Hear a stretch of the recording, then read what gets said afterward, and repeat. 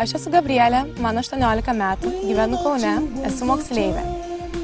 Manau, kad gyvenimas yra per trumpas, kad būtų galima sėdėti vietoje.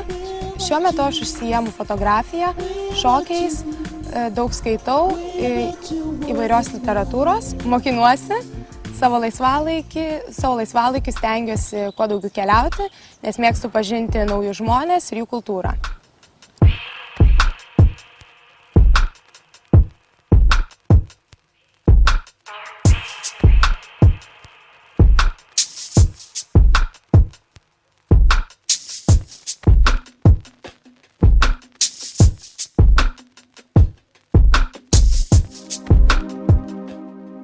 Fotografuoti mėgstu tiek gamtą, tiek žmonės. Ši idėja kilo man iš mano tėvo.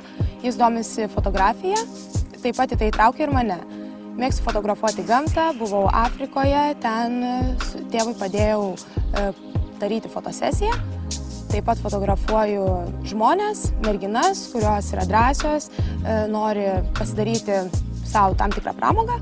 Aš jiems padedu, tai yra tarsi mano hobis.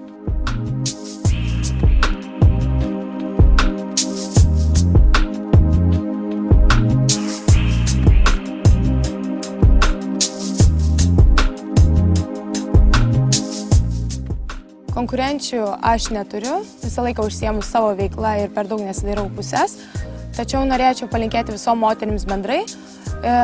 Daugelis moterų yra labai protingų ir gražių, jos nori būti pastebėtos ir įvertintos, tačiau dažnai pritrūksta drąsos ir pasitikėjimo savimi.